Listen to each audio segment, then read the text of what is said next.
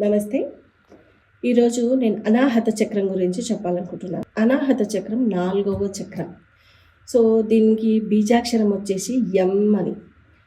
అంటే పంచభూతాల్లో ఒకటైనటువంటి వాయువు. దీన్ని గాలి అని కూడా అంటాం కదా! సో, ఈ గాలి ఎంత శ్రేష్టమైనదంటే మనకి చాలా ఎసెన్షియల్ మన లైఫ్‌కి వాయువు అనేది. ప్రాణవాయువుని అందిస్తుంది. అంటే ఇది ఎక్కడుంటది స్థానం అంటే ఛాతీ మధ్య స్థానం. అంటే గుండె స్థానంలో ఉంటుందనమాట. అంటే అక్కడ దగ్గరగా ఉన్నది ఏంటి? గుండె. గుండెకి చాలా అవసరమైనటువంటి చక్రం అనమాట. ఇది గుండెనంటే దానికి ఉన్నటువంటి ప్రాణవాయువుని అందించాలంటే గుండె కదా యాక్టివేషన్‌లో ఉండేది. సో, ఈ చక్రాన్ని మనం ఎప్పుడైతే యాక్టివేషన్‌లో ఉంచుకుంటామో ప్రాణవాయువు అనేది చాలా స్ట్రెంగ్తీగా మనకి గుండెకి అందిస్తుందనమాట.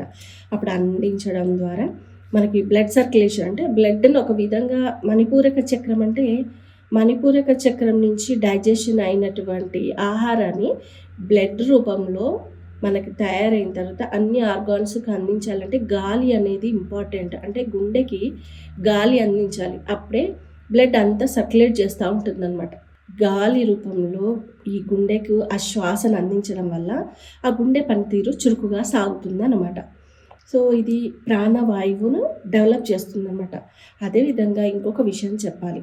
ఈ మణిపూరక చక్రము యాక్టివేషన్ తగ్గిందనుకోండి, దాని యొక్క అంటే తిన్న తిండి డైజెషన్ కాలేదు. తిన్న తిండి డైజెషన్ కాలేదనుకోండి, అప్పుడు అపాన వాయువు అనేది మనకి నీచ స్థితిలో వెళ్ళిపోవాల్సినటువంటి అపాన వాయువు అంటే ఇప్పుడు గ్యాస్ అనుకుంటాం. ఆ గ్యాస్ కిందికి వెళ్ళిపోకుండా ఉచ్చ స్థితిలో పైకి రావడం అనేది గుండెకి హార్ట్ స్ట్రోక్స్ వస్తున్నాయి. అంటే ఆ గుండెని డిస్టర్బ్ చేస్తుందనమాట. ప్రాణవాయువు బదులు ఈ అపాన వాయువు గుండెకి చేరినప్పుడు స్ట్రోక్ వచ్చే ఛాన్సెస్ ఉంటాయన్నమాట. సో, అట్లాంటప్పుడు ఏ చక్రమైనా కూడా మూలాధార చక్రం మూలాధారమే పనిచేయాలి, స్వాదిష్టానంలాగా పనిచేయాలి. మణిపూరక చక్రం ఏ పని ఎవరిది వాళ్ళు కరెక్ట్ చేసుకుంటూ పోవాలన్నమాట. అంటే ఒకదాని మీద ఒకటి డిపెండ్ అయ్యి ఉంటుంది. ఇంకొకటి ఏంటంటే ఇప్పుడు ఈ అనాహత చక్రానికి ఈ మిగతా కింద ఉన్నటువంటి 3 చక్రాలకి గ్యాప్ ఎక్కువ ఉంటుందన్నమాట. సో, ఆ ఛాతీ స్థానంలో ఉండేది అనాహత చక్రం. దీనికి వాయువు అధిపతి అనమాట.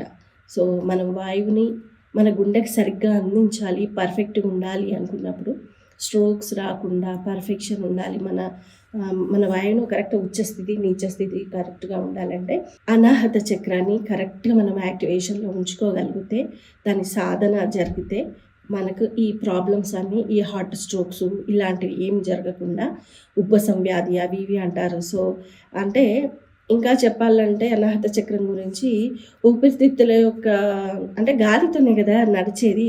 ఊపిరితిత్తులు కూడా ఎలా పనిచేస్తాయి? ఆక్సిజనే అవసరం కదా!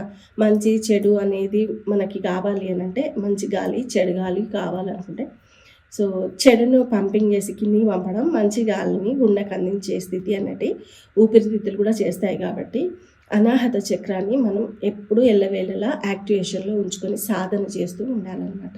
సో, ఇదండి అనాహత చక్రం గురించి ఈరోజు.